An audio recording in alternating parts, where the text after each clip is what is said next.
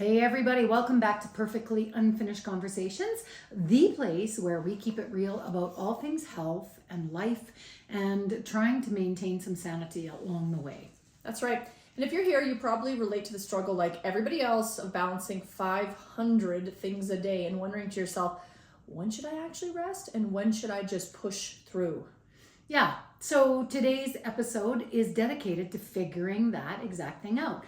We mentioned this in our last podcast, episode number 13, Consistency and Discipline, the sisters that you want to be BFFs with. And we're going to come to you with this whole conversation. So we've called it Take Your Training Up a Notch. Do you really need a rest day, or are you just being a little bitch?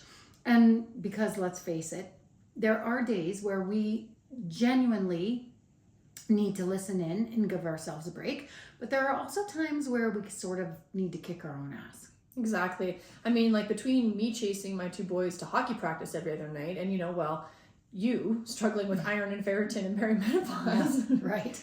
So Joe and I totally get that life doesn't always make it easy to know when to push and when just to take a damn nap. And maybe napping's not your thing. Like, I'm not a napper, but there are other important requirements for recovery. So today we're going to dive into that tricky balance. Mm-hmm. And we're here to keep it real, guys. Like, get comfy, because this one is really for anybody who feels like they're walking that fine line between training in a way that maximizes our results and allows adequate recovery, which is also needed to maximize results. So let's kick things off with the idea of listening to your body. And I don't mean that like half-assed, I'm tired today, or I had a hard day at work, so I'm just going to skip my workout. I mean, actually trying to tune in and figure out what your body is telling you. Like, sometimes your body's like, oh my goodness, I just had the best sleep and I'm feeling super grateful and the stars are all aligning and Mercury's in retrograde. Like, get up and go, let's go. And other times it's saying like, get your ass on the couch right now, sit the fuck down and don't move. But it's about knowing the difference between these two, and that's ultimately where most people, they get tripped up on. This is where our brain can interfere along the way. Like, we like to shame ourselves for not being tough enough or sturdy enough. We think we should always want to train. So it's super easy to confuse being lazy with actually needing rest. I'm so used to now getting my training done without wanting to. Like, it's just not an option. I go and it's done, unless there's something else that's going on for me physically. Like, I've recognized that there's a difference between, I just don't feel like it, and my legs feel like they've been through a meat grinder this week, or I didn't get a wink of sleep last night, or I had physio this morning, or I feel like I'm coming down with something. The meat grinder feeling, like that's real, especially after Strong First Lines workout this last Wednesday. Like, that's me currently in my upper body. It feels like it was put through a meat grinder. And listen, when you're consistently pushing your body hard, sometimes those signs can actually be more subtle. Like, maybe you're getting a little cranky towards your family at home. Suddenly everything feels like a huge effort, like you have decision fatigue on everything. Yeah, or you're just in a crappy mood for no reason, snapping at people, things like that. Mood swings can actually be a huge sign that you need rest. So if you're feeling extra triggered by your partner, or are yelling at the coffee maker for not brewing fast enough, it might be a day to reassess your training approach. Everyone's husbands and wives and coffee machines everywhere are like, thank you. Please know the difference. So for everyone listening, here's lesson number 1. Don't confuse discomfort with exhaustion. Sometimes pushing through the can give you a great boost, but if you're dragging your ass around like a zombie, take the day off. Trust us, your gains, your benefits, they're all still going to be there tomorrow. Yeah. So let's talk about now when it's time to actually push yourself, because there are those moments when you've just got to quit the whining, you got to buckle up and you just have to go for it. Telling that little annoying coach inside your head politely to please just be quiet today. Right. So this is where it can feel tricky. Like, there have been many times where I don't feel like training, or I have low energy, and I've totally surprised myself and had just an amazing session. So there are times where you sort of have to just get over yourself and show up. We talk about this as doing it whether we feel like it or not, and that's where the real growth happens. Yeah, like when I'm dead tired after a full week of solo parenting, working full time, hockey practices, and just trying to keep my house from looking like a hurricane went through it, I still sometimes need to get that workout done, because the truth is, half the time, once you're up and moving, you realize, okay, I'm stronger than I thought. And truthfully, that workout alone that I do in the craziness actually brings me more energy to the table than I had before. That's right. The hardest part is most often just getting started. I do it no matter what my brain tells me. And, even this morning, like I plan to get the cardio workout in today. I need more cardio. We agreed on that. And at, the class starts at 9 a.m. on the dot. And at 8:57, I'm like, am I not? And I just go. Just walk downstairs, take your water glass and go. So on those days where I push myself through, I actually unlock an incredible self-confidence and resilience that feels so good. And I think that's also when I build better mental toughness. And then that transfers to other areas in my life too. Yeah, totally. I'll get through a really hard workout and then suddenly dealing with my kids' bedtime tantrums doesn't seem so bad. I am more patient for sure at the end of the witching hour nights. It's almost like those hard workouts, they prime you to handle whatever chaos the day is going to throw at you. Right. So if you're someone who is feeling, I always say apathetic, if you're kind of I don't know, do I want to, I don't really want to, I could check my emails, or I could get groceries, or I really need to go home and let the dogs out, but you're not truly exhausted. Maybe it's time to ask, what's getting in the way here? Because we know that true physical depletion feels like we're dragging ourselves through the day, or feeling like we can't cope with normal stressors. Those aren't signs to ignore, but most of the time, I think we just don't feel like doing the hard thing. That's your sneaky brain, and that's okay. Don't make a habit out of it, but don't let your brain talk you out of training today, because that's when your results really get lost. Mm-hmm. So this is also where we can bring in one of the training tactics that I harp on a lot when I'm coaching classes, which is waiving the load. I call it waiving the load. I see the same people choose the same weights for every workout, and going the same pace. It's usually full speed ahead. They've got weights they feel comfortable with. This is human nature. It's not criticism. This is the way we do it. And so it's easy to get stuck in the same routines, but there is a huge value in mixing up your training. And so if you want real progress, you have to be willing to do it different. And this is where tempo and load and training styles come in. Yeah, yes, ma'am. Because honestly, doing the same thing over and over, it's not only going to be boring AF, it's a one-way ticket to a plateau within your metabolism and your muscle synthesis. Your body adapts fast. We always have to keep it guessing. And if you're not changing some of those key training variables, you're most likely going to leave all the gains on the table. For sure. So let's break this down. Say you're doing resistance training, there are always ways to tweak that, adjust the tempo, which is the speed of your reps, slowing down on the way down, dropping into a squat, pulling yourself down deep and slow, make it way more challenging, even when the weight stays the same. And sometimes you might even have to lighten up to do that with better quality. Mm-hmm. Yeah. Then there's the load, which is ultimately the weight itself. Sometimes going heavier and doing fewer reps, max 5 per side only, can shock your muscles into growth.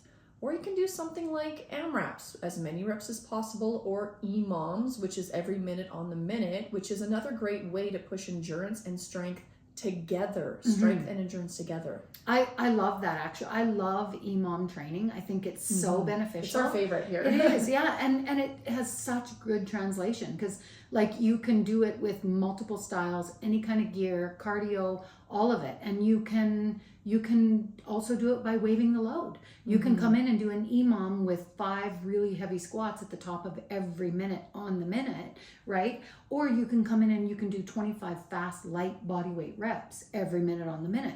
They both have value. So I totally think that this is where people fail to understand the value in totally mixing up the way that they're approaching their training. But also we can't forget styles of training. So switching from straight up progressive overload or resistance training to things like high intensity interval training or HIIT or functional fitness, body weight can also give your body a different challenge and hit muscles you normally don't work. I've said about taking our team member Sarah, who does our pop-up power flow yoga, on the couple of times where I've been able to hit a Saturday power flow class with her, I think I'm pretty strong and I think I'm pretty proficient. And yet doing that style of training, my body is so not used to it that then coming back in on Monday, I'm like, geez, I'm sore in all the areas that I'm not usually sore in. So those styles bring a mix of cardio, strength, and even your mobility and flex. So here's another thing. 2 of the things that I've added in the last few months are walking, which I walk all the time anyways, but I've added a weighted vest. So just a little different variation on something. I don't do it every time I walk because you, my goddess friend, have reminded me that sometimes I can just walk without having to have a purpose in the walk, right? You can look at the leaves. I can, yeah, totally. I can just walk and enjoy the walk. And then yin yoga. So I got 2 winter goals. I got walk a minimum of 22 kilometers a week, no matter what the weather is doing in Canada. And I'm going to add yin in at least once a week because I hit yin on Tuesday night with Tracy after coaching leg day and doing that leg day workout. And I could feel my body smooth out. Like I could feel it happen. So I love that. And I think that's a good goal too. Like anytime we coach those evening sessions, just to stay, especially if it's on a yoga night, just stay. Get that yoga class in after coaching. I love your goals. For me, as we head into the winter months and away hockey tournaments, my plan is to work out in the hotel gym for every tournament. And this is big for me because hotel gyms, they suck. They do. It's all I was like, God treadmills. love you. That's a great goal because there's not a lot of real good gear No, there. there's not. And they like mainly dumbbells, and even the dumbbells are very weird looking. Like everything is very odd. So I'm going to do it no matter what. I went on a treadmill last time and I walked backwards for 20 minutes just to help with my knee strengthening. And you know what? That felt great. So that's one of my goals. And my plan on Fridays, we always practice usually at the same facility. And that has a walking track above the rink that they're actually practicing on. And another mom and I plan on walking the track for the hour and 15 minutes. We are there on Friday night. So that's what we're going to do. And really like just functional fitness, like, and that can help with life. ADLs, activities of daily living, ADLs. It's all about making you stronger and more stable for all daily movements, you know, and that's what we need as we all age, or, you know, for me, like chase or wrestle crazy kids around. So if you're feeling stagnant in your results or the lack of results, you could try playing with these variables, right? Like it's amazing what a little change in tempo or rep scheme or training approach can do. So let's talk flip side now. When rest isn't optional, when it's actually a non-negotiable. Like real talk, if you're experiencing constant lingering fatigue that doesn't go away after a good night's sleep, it's time to take a seat. Exactly. If every movement feels like dragging lead across the floor, like your feet have lead cement blocks in them, or you're just in a permanent bitchy mood, that's your body saying, like, take a break, or I'm gonna break you. Or if you're dealing with actual pain, like when you were talking a week or 2 ago about Brandon and hurting his back, Joe's husband hurt his back. Injury is always a time to reassess the plan. Yeah, the poor guy. But that's the thing, like when it gets to that point, it's not about having to be tough through it. We feel like we have to be so strong and tough through those types of injuries. It's really about being smart. If you push through real actual pain, you're just asking for a longer time off down the road because you're risking an actual injury. All the aches and pains within your body, they're speaking to you, and it's our due diligence, our job to listen to that. Yeah. You know, we see this all the time also on the floor where people will ignore pain. They will push through it. And I'm not talking like full on injury, like, oh, and sometimes they do actually. You know, we've had people who are trying to manage pain, back pain, for example, and come to class anyways.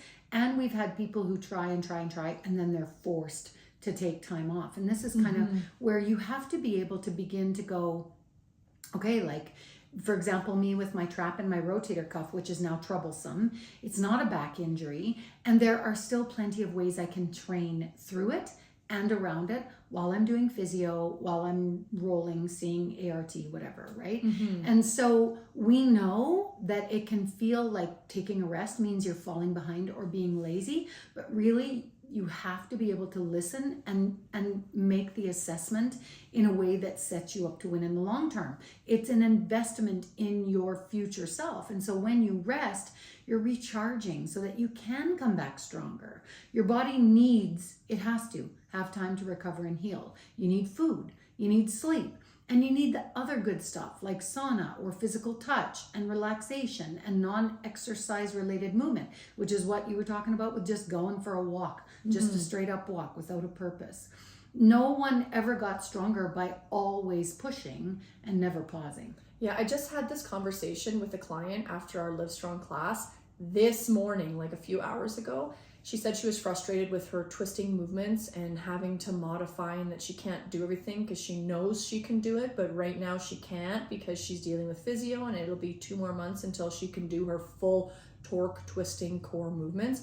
But reminding her that she was still able to get into the gym today. She was still able to move her body. We were able to provide modifications throughout. She got a workout in, and that we will heal and we will work around it as we go. And I love that persistence. Like you sort of do. This is again, like if there's a day where she really, really was suffering, then she needs to be able to take a day off and not feel ashamed or guilty about that, or let her brain shit talk herself, right? But there are still lots of ways that a great coach can help you to figure it out and modify. Yeah, right? and it's good for her to be honest and have that conversation too. And that's as coaches, we want those conversations. We want you to tell us how you're feeling, because if you're just living with it, we don't live in your body. You live in your body. You know what it feels like. We can't just have like a magic like x-ray machine and see these like red pulsating dots and knowing that those are the areas that hurt you. You have to communicate it to your coach. And we're just speaking, you know, as coaches today, because we both coach a lot this week. But like you have to really think of it this way. Every athlete in the world, and like we're talking professional athletes, they have planned rest days or periods, like months, weeks, etc. It's part of the formula for success. So why would we think we're any different? Yeah. So moral of the story is, if your body is giving you signs to slow down, it's not weak to listen. It's actually pretty darn smart. Okay, so next up, a topic that can be super confusing, which is training while sick.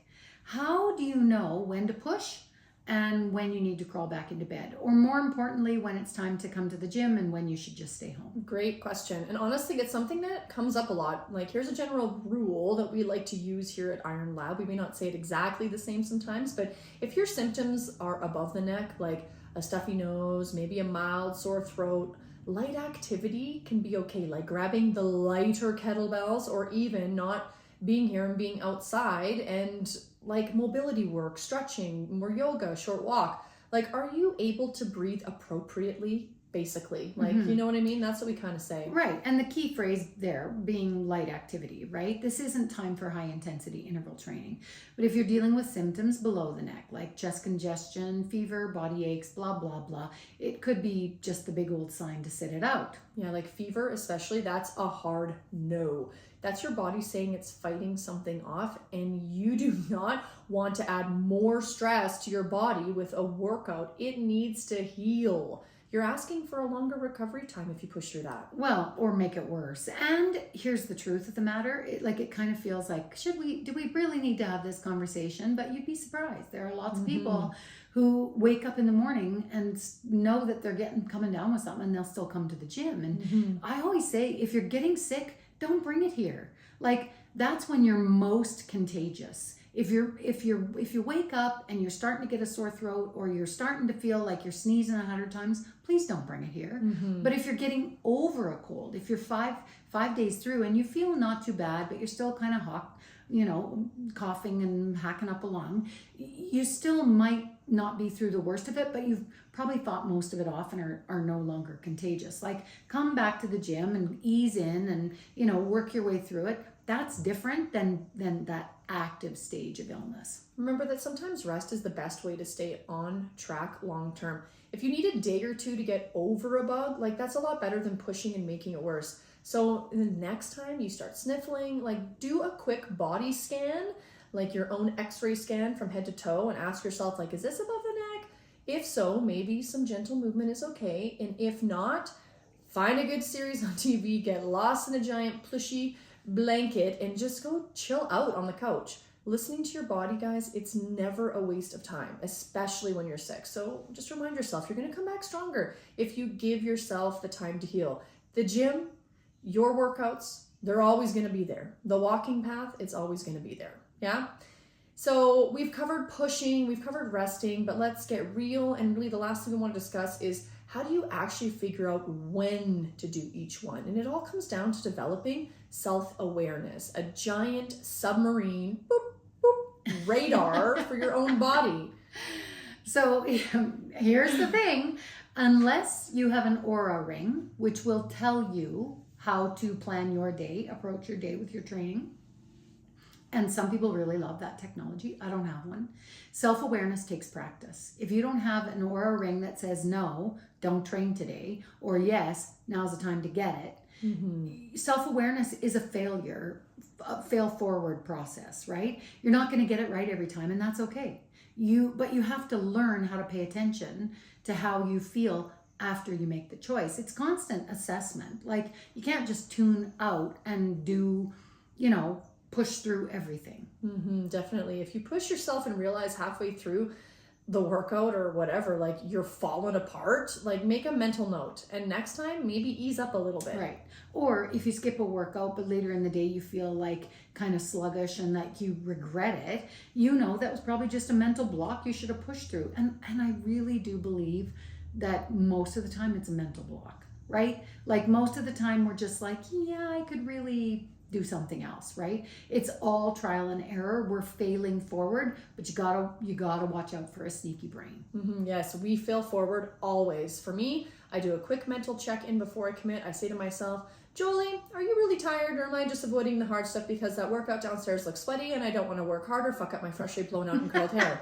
If it's the latter, I go. If it's real exhaustion, and most people know when I'm really exhausted around here because I do not have a poker face, I really just don't push it. Yeah, same here. And here's a little trick that I use. I give myself kind of a 10-minute rule. If I start a workout and I genuinely feel off, or like I can't sustain the plan or the pace, I'll ease up. I'll lighten up. I'll do less. But 90% of the time, it's a mental block. I love that. I really love that. And really, it's about being okay with the decision you make. We're not here to beat ourselves up. Like, that shit is in the past. We're here to figure out what worked, what didn't, and what keeps us feeling good and strong in the long run. All right. So let's wrap it up and leave you all with some practical tips on balancing between the push and the pause. Yeah, here's one. Set a minimal effort. You don't have to go all out every time. If you're not sure, just start small. Maybe it's a walk, maybe it's a short workout, or you grab the foam roller and you loosened up your gams and your limbs. Like, if you feel up for more, great. If not, you have to remind yourself, like, that's still a win. You moved more than you would have if you just sat on the couch. I think this is it's something we underestimate as well, right? Like, I think we get it in our head that a good workout is an hour. Yeah, and then like a sweat fest and you're just murdered. Yeah, murdered. That's right. And the fact of the matter is that 15 minutes is better than no minutes, always. So another tip would be have a backup plan. Like, maybe you planned a hardcore leg day and you get into it and you're just not feeling it.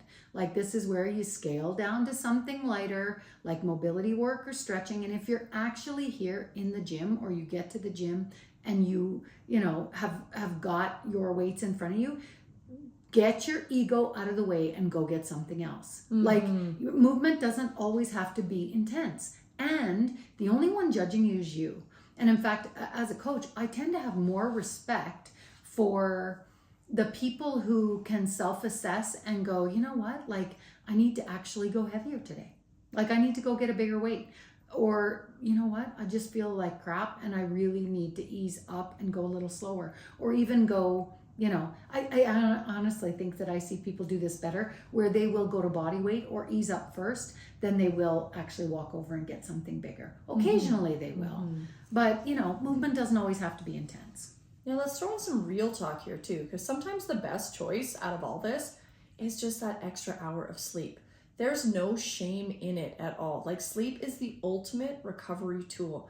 Put yourself to bed like you're putting to bed a toddler. Bedtime is bedtime. No excuses. Phone away. Close your damn eyes. Yeah. So remember, folks, listen to your body. Don't fear taking rest. Don't fear the pause. And recognize when your brain just doesn't seem to want to be on board versus truly that your body just needs rest. Yeah, because life's a marathon. It's not a sprint. We're in this for the long haul. So give yourself grace and trust that balance will get you further in your journey than burnout ever could. Yeah, amen to that. Thanks for tuning in, everyone. We hope this episode helps you find that perfect push, pause, individual balance. Yeah, and don't forget, if you enjoyed today's episode, subscribe and share it with a friend who could use a little reminder or a little push, just a gentle reminder to take a rest. That's right. Take care, friends. See you next time. Bye-bye.